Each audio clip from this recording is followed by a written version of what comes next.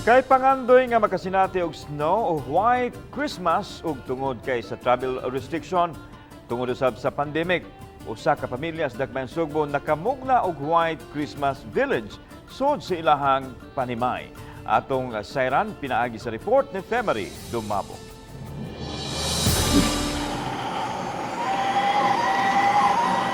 Mga nag-andar nga train, mga panimay ug building nga sagad makita mo lang sa mga nasod sa Europa.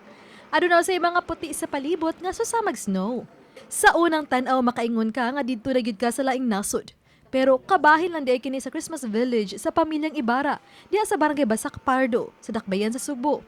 Matud ni Kian Ibarra nga bisan sa pandemya, tingwa gihapon niya og sa iyang pamilya nga masinati ang Christmas spirit bisan kun Nobyembre pa lang.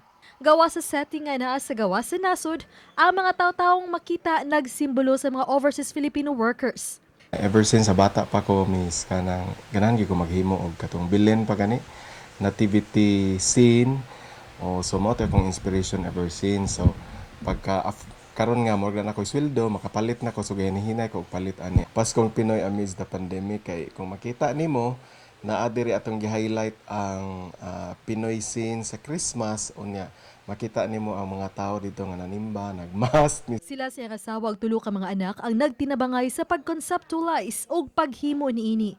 Isip ilang paagi sa pagbanding og pang-stress reliever. Og wait, sa kagabhion, makita mo ang manindot nga mga suga og mas makadani ang 3D effects sa buwan og ni Santa Claus suban ang iyang mga reindeer. Napay susamag tinuod nga fireworks display.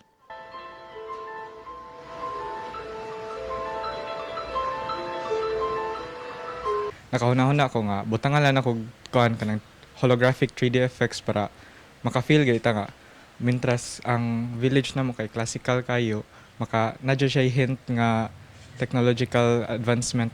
Sila mag-paint sa mga ubang mga materials dire, sila mag-arrange ana, so mao na nga family bonding na gyud siya na mag-discuss man mi while nag-set up dire.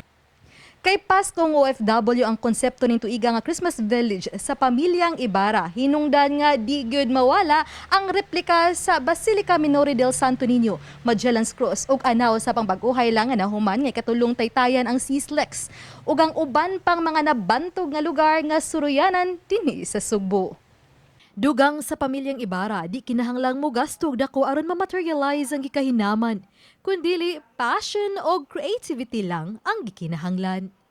Uban ni Jun Sulon, ako si Femery Dumabok. Balitang Bisdak!